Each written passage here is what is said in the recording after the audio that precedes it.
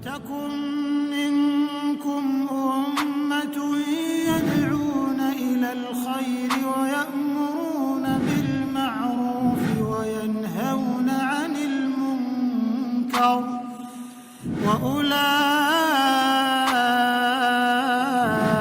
هم المفلحون.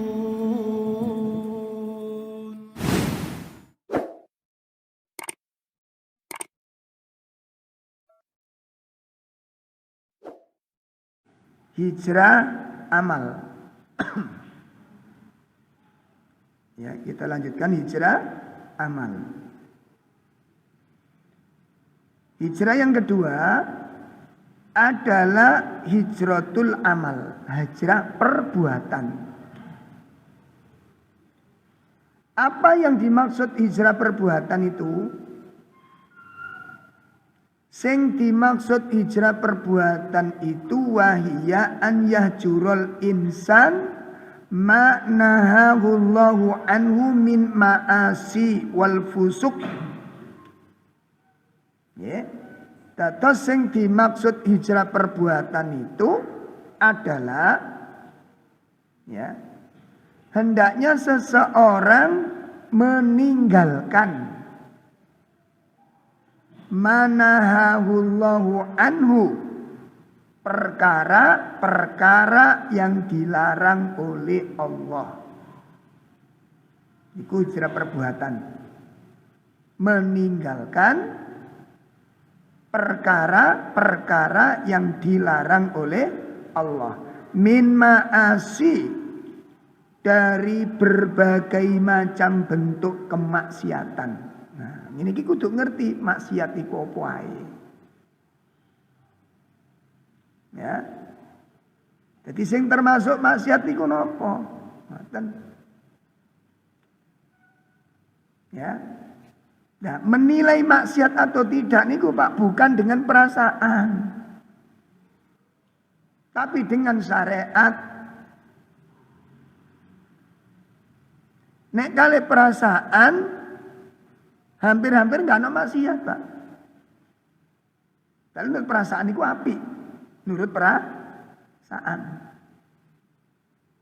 Perasaan kok. Masih jebak wong itu duduk maksiat. Yang penting perasaan ini, Mas. Ya, yang penting perasaan. Ya. Jadi mengukur maksiat itu dengan apa? Syariat. Maksudnya pripun? Maksudnya perkara-perkara yang dianggap maksiat oleh syariat, maka itu maksiat. Perkara-perkara yang dianggap maksiat oleh syariat, maka itu maksiat walaupun banyak orang menyenanginya. Ngeten. Walaupun banyak orang menyukainya. Nek syariat itu ngomong haram, maka itu haram. Walaupun orang mengatakan halal.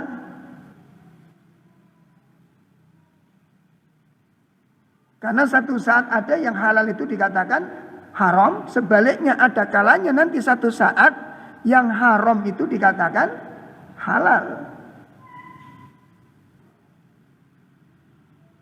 Makanya Nabi menyebutkan dalam sebuah hadisnya, nanti ada satu saat orang menamakan khomer itu bukan khomer. Ada yang menghalalkan khomer, ada yang menghalalkan zina, ada yang menghalalkan musik. Menghalalkan, berarti hukum asalnya apa? Haram. Makanya nanti ada yang mengharamkan, ada yang menghalalkan. Nah, kan. Makanya kula mbek sampeyan nek mboten ngaji sing tenan secara runtut mboten saged nangkep ngeten iki mboten saged. Pun ya. Itu pengertian hijrah. Terus meninggalkan perkara-perkara yang dilarang oleh Allah dari berbagai macam maksiat wal fusuk dan berbagai macam bentuk kefasikan.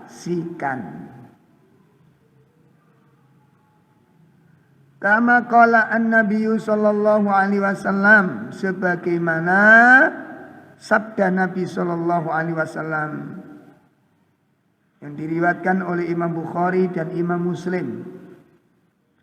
An Ibni Amr bin As, dari sahabat Ibnu Amr bin As. Qala Rasulullah sallallahu alaihi wasallam, telah bersabda Rasulullah sallallahu alaihi wasallam, al-muslim, seorang muslim yang sejati. Ya, seorang muslim yang sejati itu siapa? Man salimal muslimun min lisanihi wa yadihi.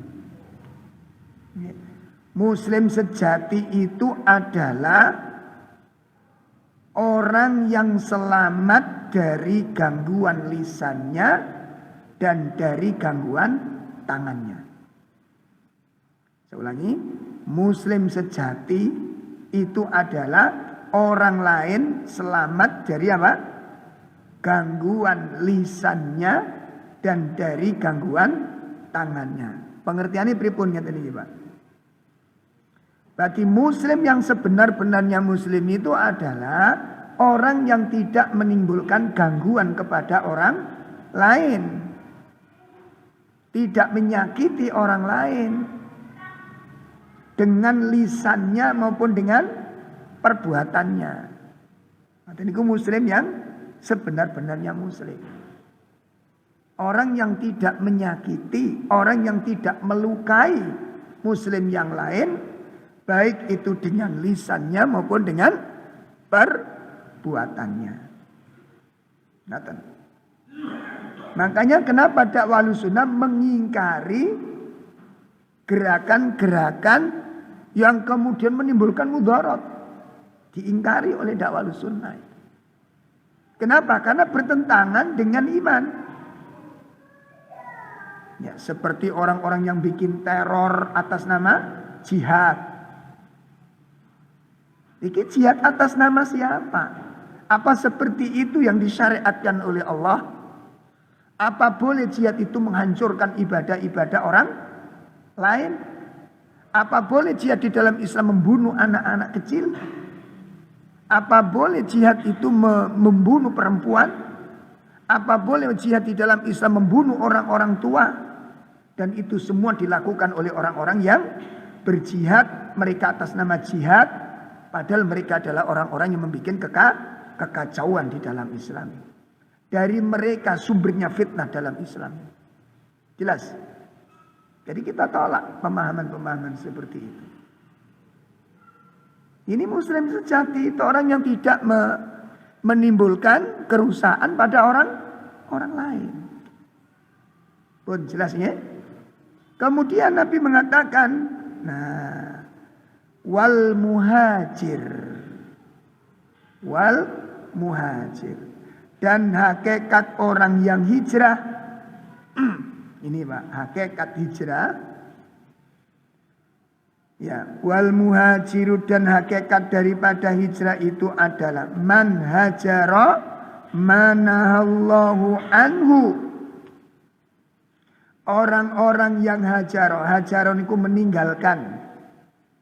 Hakikat hijrah yang sebenar-benarnya hijrah, yaitu orang-orang yang meninggalkan perkara-perkara yang Allah larang. Jadi nek kula mbek sampean menyatakan diri aku sekarang sudah hijrah. Nah, berarti konsekuensinya napa? Napa? Kudu ninggalno perkara-perkara sing dilarang oleh Allah. Ini banyak teman-teman lagi semangat hijrah, sayang tidak diilmui. Sayang tidak diilmui. Sing penting wis rada berubah, sing wingi gak jilbaban saiki jilbaban. Ini gak kono tok. Akhirnya balik-balik masang status penggawean itu. Ada begitu? Hijab bres. Oh no, hijab bres. Ada Bu ya? Bikin komunitas cadar sekuat. Ya ngono ya jenenge ngono. Jilbab sekuat. Apa ae ngoten. Wis aneh-aneh wong. Akhirnya komunitas ibu-ibu bercadar pakai jilbab numpak jaran. Masya Allah. Ini kayak mantili sampean iki.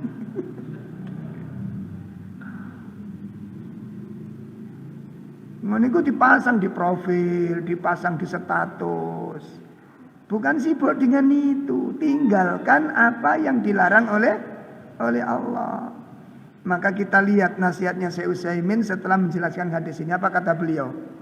Fahjur maka tinggalkanlah. Dengerin iki. Fahjur maka tinggalkanlah.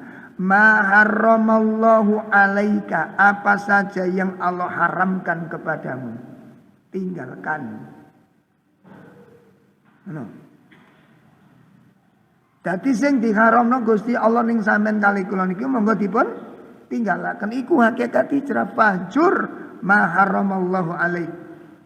Tinggalkan perkara-perkara yang Allah haramkan. Sawaun kana mimma yata'allaku bi hukukillah au mimma yata'allaku bi huquq ibadallah. Ya, ibadillah. Baik itu yang berhubungan dengan Allah Subhanahu wa taala maupun yang berhubungan dengan hak-haknya anak Adam. Ya, tinggalkan apa saja yang Allah haramkan atas kamu. Baik itu berhubungan dengan hak-haknya Allah maupun berhubungan dengan apa? Hak-haknya sesama manusia. Tinggalkan. Ya, tinggalkan. Lalu beliau mengatakan fatuhajir, maka tinggalkan. Tinggalkan kata beliau. As-sabbu, suka mencela. Kenapa? Mencela itu haram. Berarti sing dijaga apa niki? Apa? Lambene. Nah, kon. Lan jaga lambe ku ya apa digacoki ngene lambe. Sahabat Abu Bakar niku nanti Pak, ilat niku digacoki mulai esuk sampai awan. Abu Bakar terus ditakoni kali sahabat-sahabat, ya Abu Bakar, kenapa kau mulai tadi pagi kok memegang lisanmu ini? Ada apa? Kok mau gacok? Ya, ilat ini digacoki Pak. Apa kata Abu Bakar? Ini perkara yang paling sulit di penjara itu. Ini yang paling sulit di penjara itu. Tinggalkan mencela. Kenapa? Mencela tidak dibenarkan dalam Islam. Allah Subhanahu wa taala mengingatkan wailul likulli humazatil. Nah, dosa besar. Apa Allah mengatakan wailul likulli humazatil lumaza? Apa artinya itu? Coba dilihat tafsirnya, dilihat terjemahnya.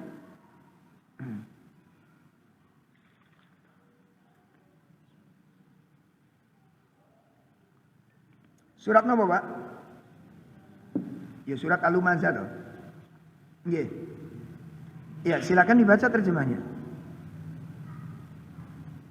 Monggo Mas. Sing ketemu.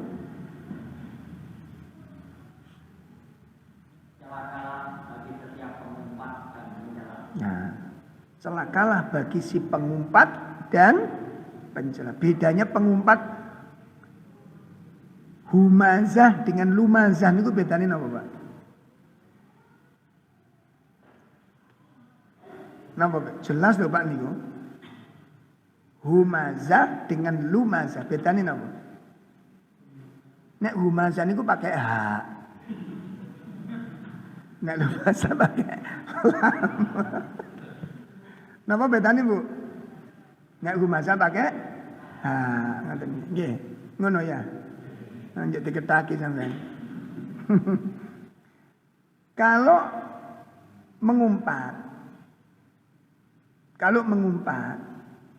itu dengan ucapan. Ya. Kalau mencela itu dengan isyarat. Nah, makanya orang ngenyek kadang-kadang gak metu suarane, tapi jatuh harga diri ini. Bojomu. Pakai apa? Pakai isyarat. Ada orang memuji masan orang lain, muain apa? Mek lambene tok sing maju, hancur sudah harganya itu. Loh ya apa tidak? Apa ngene iki jenenge? Apa jenenge ngene iki? Mencep.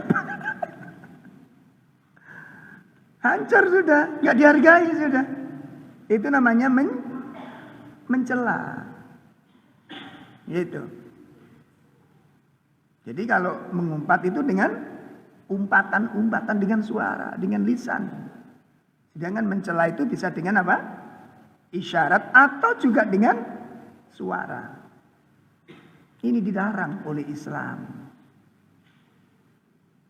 Ya, Masya Allah, apa saja nggak boleh dicela, gampang mencela.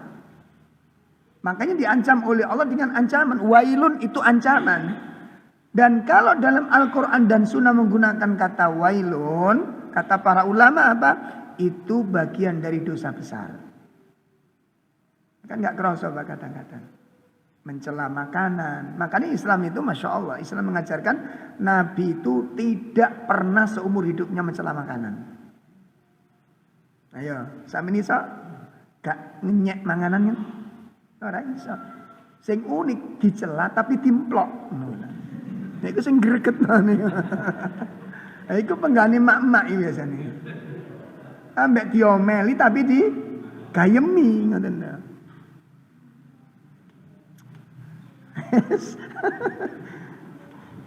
Saya itu pernah dengerin langsung Pak, ini jamaah kita sendiri. Jamaah kita sendiri. Ya, makan gitu kan, makan. Yang ini ki Mbak sakjane nek masak ngene iki kudu dikek ngene. Lho, ya rasane gak enak ya, dipangan maneh ya kan? Lho gak enak. Tapi entek ngono lho. Kan beda kalau laki-laki biasanya mboten gak doyan wis digletakno ngoten. Lha apa Mas? Atos mek ngono tok ae. Kalau dipangan apa? Oh, tengik mek ngono tok ae. Wong wedok gak tengik tapi di pangan, ambek domeli lho. Ngene iki kurang ini tapi dimplok ngoten lho. Sudah ya, tinggalkan asyab. Yang kedua apa? Wasyatam. Wasyatam itu ngumpat. Masya Allah, tinggalkan itu perbuatan yang tidak baik. Wal qatl, membunuh. Wal ghash, berkata kotor. Berkata-kata yang kotor, yang jorok, jangan. Makanya kalau ada orang-orang ngaji, kadang ceramah, jorok, ini nggak benar. Ya, dia telah melakukan sebuah kesalahan, siapapun dia, salah. Karena Nabi orang yang paling mulia, imamnya manusia, imamnya para rasul melarang kita berkata kotor. Menyebut aurat wanita, menyebut aurat perempuan dalam kajian-kajian itu vulgar sekali, itu nggak boleh. Wong Nabi mengatakan apa? Man kana yu'minu billahi wal yaumil akhir falyakul khair aw liyasmut. Coba nek sampean duwe putu ngomong aurat piye, Pak? Sampeyan nampak no kira-kira? Hah? Ngomong aurate wong lanang ngono lho kira-kira sampeyan nampak no nek duwe putu ngono piye sampeyan? Diapakno? Oh, pinter nak calone wali masuk ngono sampeyan. Saya tak takoni ayo. Sampeyan benerno apa sampeyan salahno? Salah. Terus nek ngomong wong alim iki piye kira-kira? Gimana kealimannya? Dia memberikan contoh yang tidak baik. Ya, maka semoga Allah memaafkan dan semoga Allah memberikan taufik dan hidayah. Ini salah, tidak benar ya. Maka dimohon dengan sangat para alim untuk menjaga lisan dengan baik ketika memberikan nasihat. Saya pernah dengar sampai risih gitu Pak, risih sekali. Lalu semua aurat itu diomong terang-terangan itu. Na'udzubillah misalnya ini nggak benar. Dari pandangan apa saja nggak benar. Ya, ini tingkatan apa? Nabi itu paling tinggi Nabi itu. Nggak ada yang lebih tinggi daripada Nabi SAW. Dan Nabi melarang perkataan seperti itu. Harus diingkari kalimat itu tidak benar. Maka tinggalkan bapak-bapak yang sudah ngaji ini. Tengkar ya tengkar nggak masalah. Ya, Mungkin diskusi dengan istri tengkar, cekcok, biasa itu. Tapi jangan sampai menggunakan kata-kata yang kotor. Pak, dengerin Pak. Dadi nek tukaran iku sing sunnah. Sesuai dengan sunnah. Ya apa ngene iki? Lho sampean jarine semuanya syar'i. Saya coba saiki. Dagang nek gak syar'i gak gelem. Jual beli nek gak syar'i gak gelem. Kenal nek gak syar'i saiki tukaran piye? Syar'i ora? Lah ngono lho. Lah kok enake dhewe sampean? Nang emosi. Ya emosi tapi sing syar'i kan ngono. Lho ya apa emosi sing syar'i? Ya aja emosi. Boleh Pak, tengkar itu nggak dilarang gitu loh. Saya masih ingat waktu saya akan menikah. Itu waktu saya di yayasan dipanggil oleh Ustadz Zamzam Al-Qatiri. Ya, beliau dari Saudi. Ustadz Ta'an. Pak Syekh, ada apa? Antum manggil saya. Nah, ana dengar antum mau menikah. Insya Allah doanya saya. Duduk di sini, dekat sini. Alhamdulillah, aku kasih nasihat kepada antum. Itu yang tak harapkan. Nasihatnya mujarab, masya Allah luar biasa, Pak.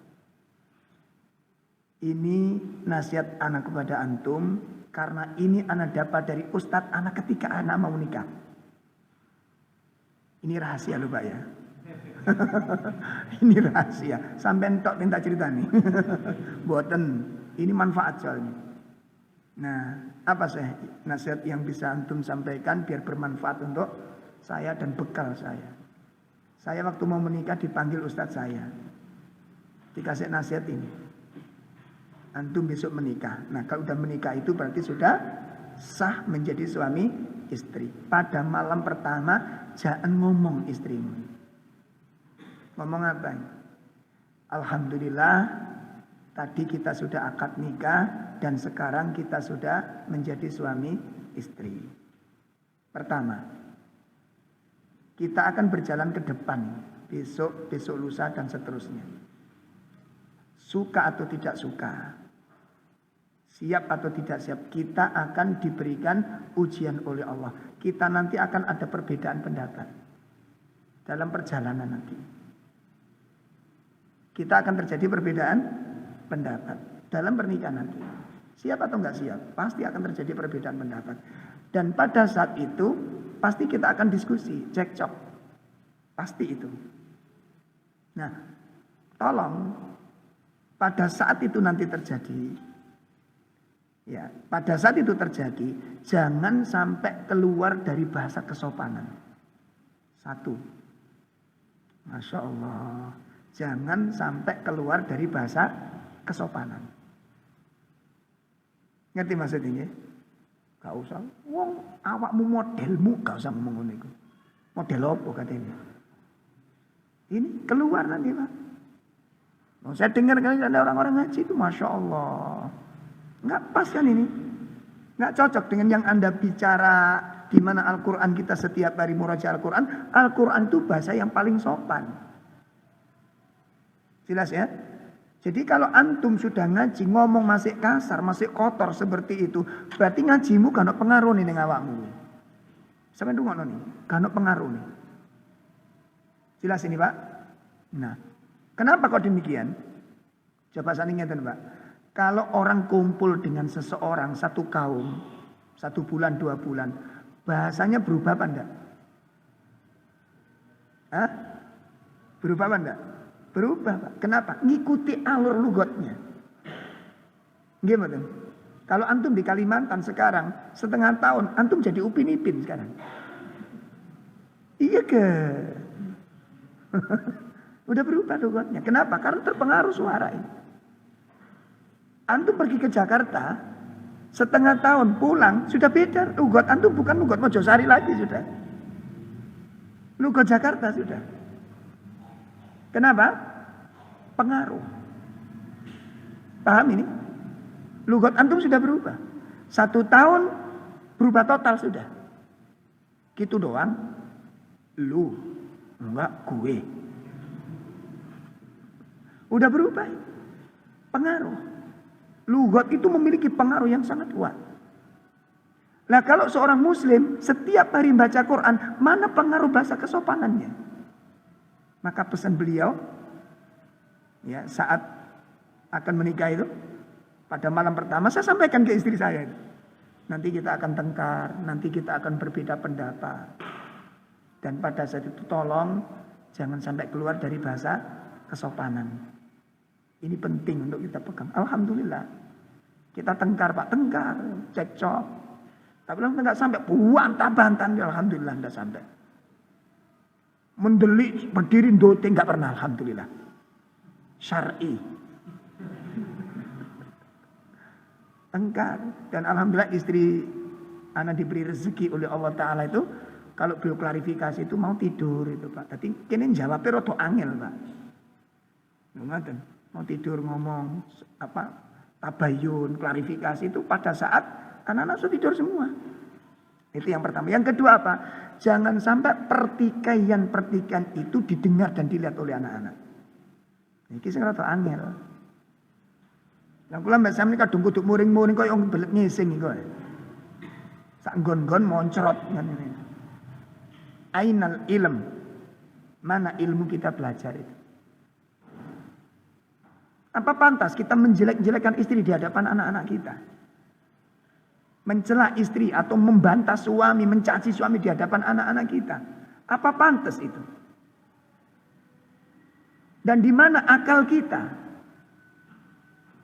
Bagaimana perasaan anak kita? Apa yang tertanam dalam pikiran anak kita? Ainal akal, di mana kecerdasanmu ayol ikhwah? Enggak patut makanya. Sakit dipaham ya? Fatuhajir, kata Syekh Utsaimin, tinggalkan bahasa-bahasa yang tidak baik ini.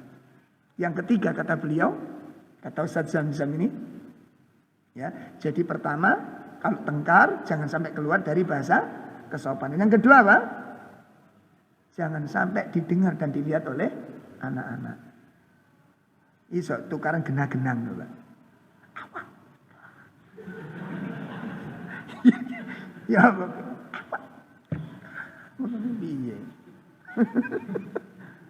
Minta tolong sama Allah. Masa antum lampiaskan teriak-teriak matamu terbelalak. Anak-anak ngaji ngelihat itu mikir Pak. Kita yang gak punya perasaan itu. Mati perasaan kita. Tolong ini direnungkan betul ini. Karena saya masih dengar kadang-kadang ibu-ibu bahasanya tajam dengan suami. Atau sebaliknya suami kasar sekali dengan istri. Ini dapat dari mana kita? Kitab apa yang ngajarin kita begitu itu?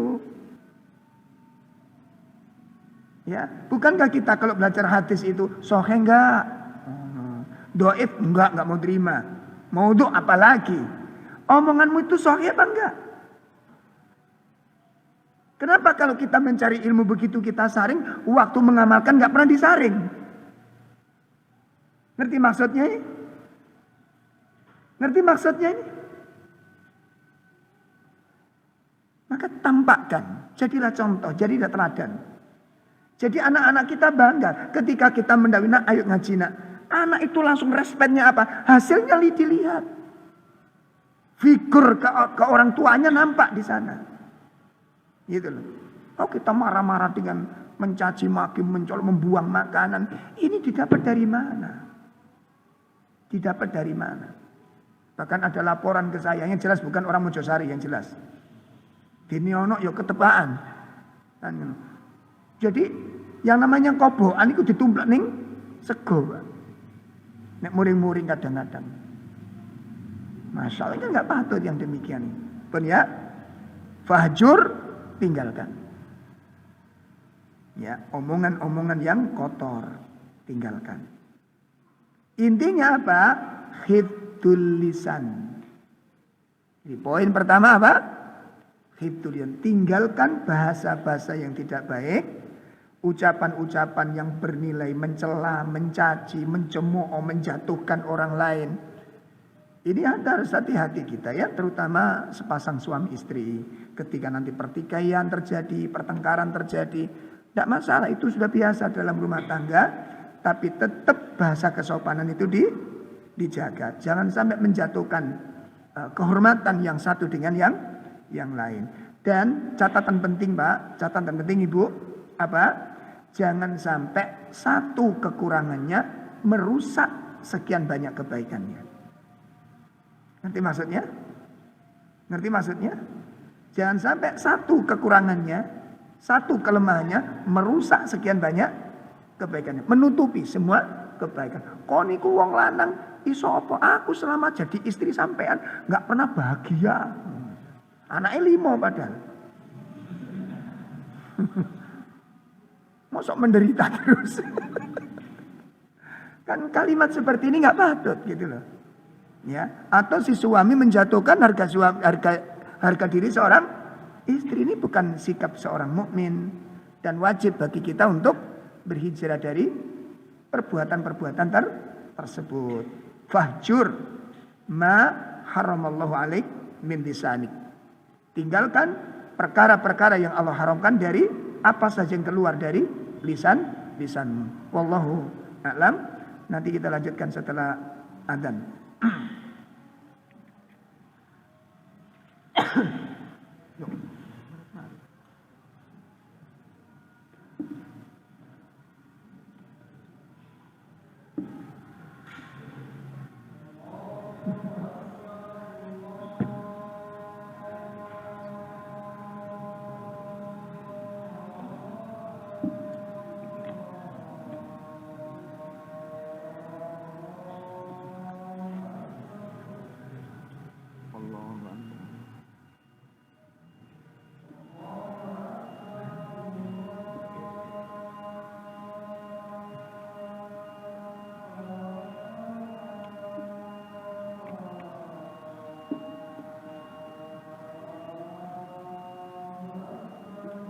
Allahu akbar.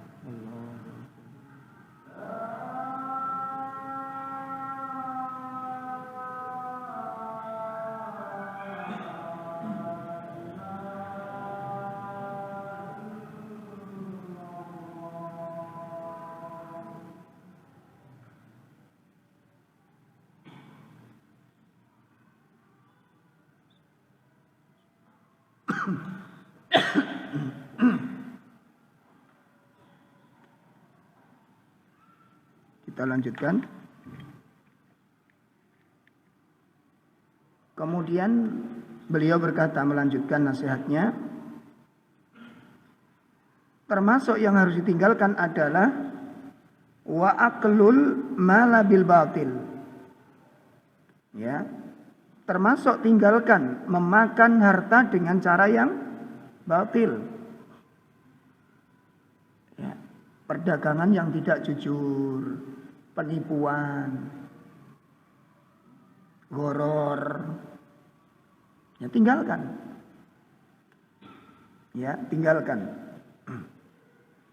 Wa uququl walidain. Termasuk yang harus ditinggalkan apa? Durhaka kepada kedua orang tua. Coba dievaluasi lagi tentang akhlak kita pada orang tua kita.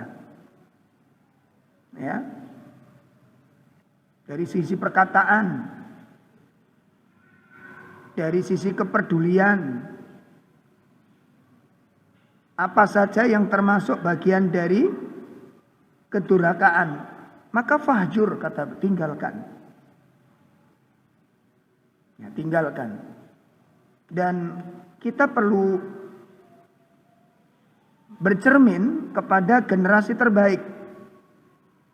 Generasi terbaik. Bagaimana mereka berakhlak kepada kedua orang tuanya. Dengan ayahnya, dengan ibunya. Itu bagaimana mereka berakhlak. Ya. Memperhatikan kebutuhan-kebutuhan orang tua. Nah, termasuk bagian dari durhaka sama orang tua adalah apa? Berkata dengan kata-kata yang keras.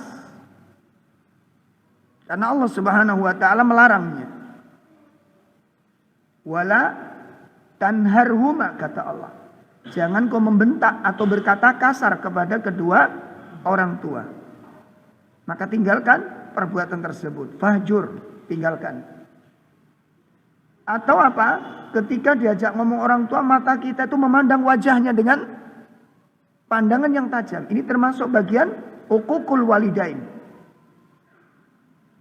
Ya, termasuk durhaka dari orang tua. Jika orang tua menjelaskan, mata kita memandang dengan pandangan yang tajam. Ya, itu kalau kita baca kisahnya para tabi'in, Masya Allah. Ya, seperti Imam Ibnu Sirin, ada seorang tabi'in pernah dipanggil orang tuanya dengan panggilan yang keras sekali orang tuanya ini. Kemudian apa? Seorang tabi'in ini menjawab kerasnya seperti ibunya waktu memanggil. Karena ibunya manggilnya keras, maka jawabnya pun apa? Keras. Begitu setelah jawab dia sadar. Ini tidak boleh, saya selalu melakukan pelanggaran. Akhirnya apa? Dia menangis kepada Allah Ta'ala. Selesai? Enggak. Setelah dia menangis, keluar dia. Mencari seekor kambing untuk disembelih. Tanya kepada sahabat, ada enggak teman-teman yang jual kambing? Untuk apa? Untuk kafarah dosaku. Ditanya oleh temannya ini, dosa apa yang kamu lakukan? Sehingga kamu membutuhkan kafarat. Dia mengatakan, baru saja aku telah melakukan sebuah kedurhakaan kepada ibuku. Lalu dijelaskan apa? Aku berkata kasar kepadanya. Sampai nebusnya dengan apa? Menyembelih seekor kambing untuk dibagi-bagikan. Ini cara para tabi'in di dalam berakhlak pada orang tuanya. Di mana hari ini sudah hampir punah akhlak anak pada orang tuanya. Ya Allah. Malah kalau kita lihat ada kisah seorang imam dari imam 4 ini, ya, Imam Abu Hanifah. Imam Abu Hanifah itu punya orang tua yang unik, Pak. Orang tua beliau, ibu beliau itu dikenal rodok cerewet. Nah, satu saat ibunya ini bertanya kepada Imam Abu Hanifah, dan Imam Abu Hanifah itu imam nomor 1 di Kufah, ulama nomor 1 di Kufah. Nah, satu saat ibunya itu memanggilnya dan bertanya, Nak, aku telah melakukan sebuah kesalahan dengan melanggar sumpah. Apa yang harus aku lakukan? Diterangkan oleh Imam Abu Hanifah, dia beliau itu ulama ahli fikih. Ya, dibuka surat Al-Maidah ayat 9 berapa itu dibacakan. Ya, ini loh Bu, harus begini. Main ngono tok. Ah, enggak puas aku dengan jawabanmu katanya. Ya. Tolong aku antarkan kepada Imam Ibnu Zur'ah. Aku baru puas kalau dengar suaranya dia dan dapat jawabannya dia. Apa benar ibu begitu? Iya. Padahal kita tahu Imam Ibnu Zur'ah itu dibawa jauh dengan kelasnya Imam Abu Hanifah. Dan Abu Hanifah ketika bertanya, apa betul ibu akan ridho dengan jawaban? Iya, aku baru puas kalau dengar suaranya, jawabannya dari Imam Ibnu Zur'ah. Baik ibu, saya antarkan ke sana katanya. Nggak banyak bantah. Diambilkan untanya, ibunya dinaikkan dan dituntun sendiri. Dituntun sendiri. Sampai ketemu rumahnya Imam Abu Zur'ah. Begitu sampai, ibunya menceritakan kepada Abu Zur'ah. Ya Abu Zur'ah, ya Imam, tolong berikan aku wasiat, aku telah melakukan sebuah pelanggaran. Apa kata Imam Zur'ah? Abu Zur'ah niku bingung ndak karu-karuan, Mbak. Bingung beliau, kenapa? Karena yang mendampingi ibu ini adalah siapa? Imam Abu Hanifah. Apa jawab Imam Abu Zur'ah? Ya ibu, apakah saya berfatwa kepada anda? Sementara di samping anda ini adalah guru kami dan ulama kami. Umpamanya sampai dadi Imam Abu Hanifah nu kira-kira piye, Pak? Kandani kan ngeyel. Kandani Mas, tak kandani Mas, gak percaya mbak aku. Ini mak iki dengkal. Imam Abu Hanifah diam, tidak jawab. Kemudian apa? Beliau mengkode Imam Abu Zur'ah. Ya Abu Zur'ah, jawaban. Tolong jawaban begini katanya. Karena ibuku hanya puas ridho dengan jawabanmu. Nggak puas dengan jawabanku. Udah jawaban begini. Akhirnya Imam Abu Zur'ah manut karena yang nyuruh gurunya. Ya ibu, tolong dibuka surat Al-Maidah. Dia persis dengan Abu Zur'ah tadi. Soalnya yang dolet Abu Zur'ah, yang ngasih bocoran siapa? Jadi jawabnya ini ngikuti petunjuk siapa? Abu Zur'ah. Begitu dijawab sama Abu Zur'ah, apa kata ibunya Imam Abu? Nah, ini jawaban yang aku harapkan. Aku puas, masya Allah. Kira-kira nek kula mbek sampeyan dadi Abu Hanifah piye? Meneng apa muni, Pak? Ayo. Allah, ini kadang-kadang kita nggak mampu mengamalkan. Minta berobat, dokter, lalu kita pilihkan. Wis Bu, dokter kini lho Bu api. Enggak, kono ae. Sampe niku dokter iki lebih senior. Enggak, aku kono ae. Sampe niki nyek. Ngono kan? Allah. Membuat ridhonya itu loh, Pak. Sampai ke situ ulama itu. Iya, kula mbek setok kuna akhlak kula mbek sampean. Jauh kita. Makanya enggak usah ngaku-ngaku dadi wong apik. Si elek awak dhewe iki. Elek sih, ngerti enggak? Nggak usah ngaku-ngaku jadi orang baik kita.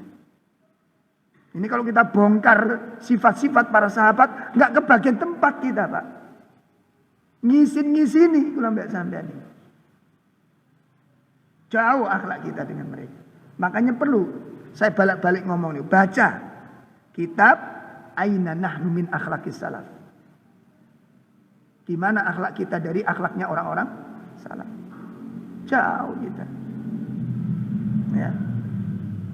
Nah, kadang-kadang nek awake rada kesel kon ngenterno sing wedok suntik apa ngeterno ngoten niku rada kesel ku ae lho. Saiki awakku greges ngene iki. Ya di gonceng ya, tapi polisi tidur dicoloti, Pak. Lho diak ngoten niku. Ya, kata istrinya wis nek kesel ka usah wis semene ae wis. Ngono ya balik tenan iki. Anjene mau lanang lento ini. Ayo coba endi hasil ngaji ku endi ngono lho. Ojo tuh dalil akidah, akhlak akidah. Nah, ini akhlak ora ono. Jelas, Pak? Ilmu kita dikatakan berilmu itu pada saat ada peristiwa. Kita dikatakan berilmu, berakidah, mengenal tafsir, mengenal hadis, mengenal sunnah. Itu pada saat ada peristiwa. Gimana sifatmu itu akan nampak keilmuan kita itu. Dan ini ada masalah, tengkar, gak cocok didik, ngamuk, gak cocok didik, purek. Lah di mana ilmunya? Punya, kita lanjutkan. Ya, nah jadi termasuk durhaka kepada orang tua. Hubungi Pak, yang punya orang tua hubungi, telepon. Yang nggak dekat, yang dekat didatangi ke rumahnya. Ya, didatangi ke, tanya kebutuhannya.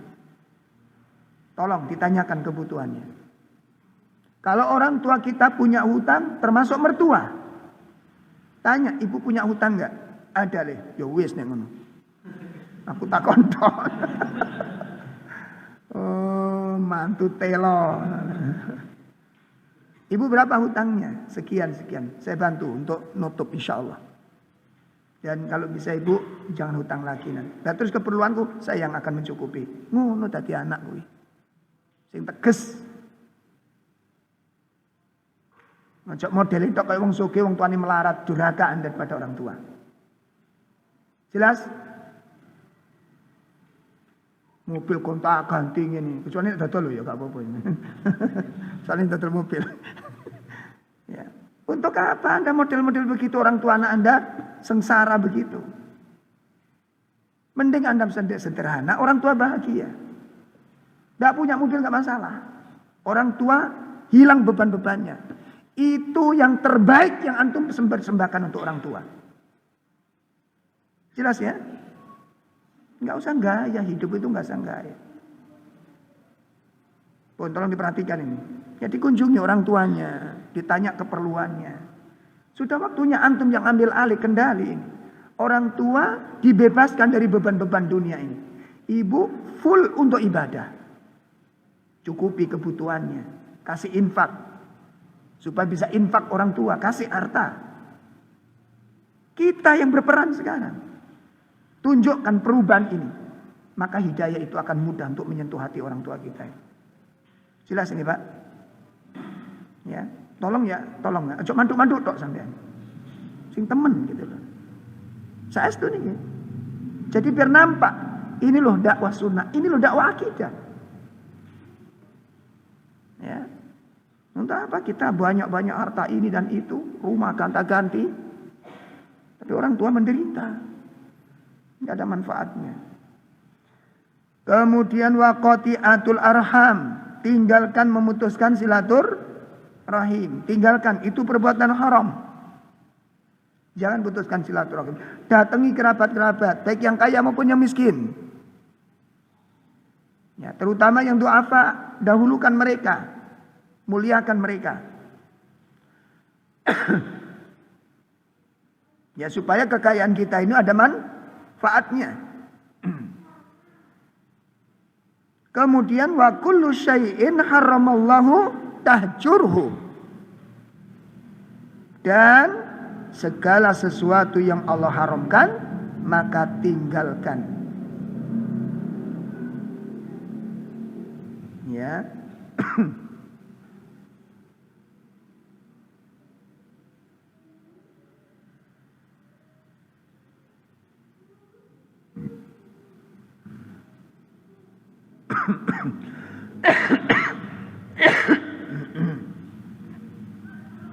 Nah, itu tinggalkan semua perkara-perkara yang Allah haramkan. Itulah hakikat daripada apa?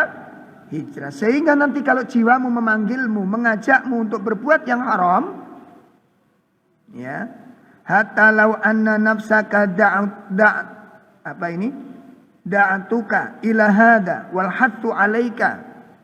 Kalau satu saat jiwamu itu mengajakmu untuk berbuat maksiat atau mendorongmu untuk berbuat maksiat, fadzakir, maka ingatlah.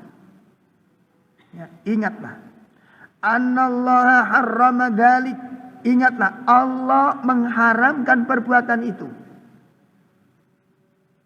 Ya. Jadi pada saat yang namanya manusia, Pak, hati ini berubah-ubah. Pas ngaji begini kenceng sekali gitu. Iya kan? Nanti pulang sudah berubah. Itu hati kita. Maka pada saat jiwamu memanggilmu untuk berbuat maksiat, mengajakmu untuk berbuat maksiat, mendorongmu untuk berbuat maksiat, maka ingatlah, sesungguhnya Allah mengharamkan apa yang kamu akan diajak kepadanya, hatta tajurhu wa taba'adu anhu, sehingga kamu benar-benar meninggalkan perkara-perkara yang haram itu, dan kamu benar-benar menjauhi perkara-perkara yang Allah haramkan itu. Nah, ini yang hakikat yang disebut dengan apa? Al-hijrah. Jadi hijrah perbuatan itu adalah orang meninggalkan apa? Ya, meninggalkan perkara-perkara yang Allah haramkan, baik yang berhubungan dengan Allah Subhanahu wa taala maupun yang berhubungan dengan sesama manusia. Ibu-ibu sekalian, maka bagaimana supaya hijrah kita ini diterima oleh Allah taala? Dan betul-betul hijrah ini akan membawa kepada kemuliaan. Ya, insyaallah akan kita bahas pada pertemuan yang akan datang insyaallah. Ya, bagaimana agar hijrahmu diterima oleh Allah Subhanahu wa taala, sehingga dengan hijrah kita mengatakan aku sekarang sudah hijrah. Kalimat hijrah kita itu menghapus dosa-dosa kita, menghapus kesalahan-kesalahan kita, terampuninya dosa-dosa dan kejahatan kita dengan satu kalimat, saya telah hijrah. Itu bagaimana caranya? Hijrah itu mengangkat derajat kita dan menyelamatkan kita dari segala keburukannya. Ada pertanyaan? Kalau ada silakan.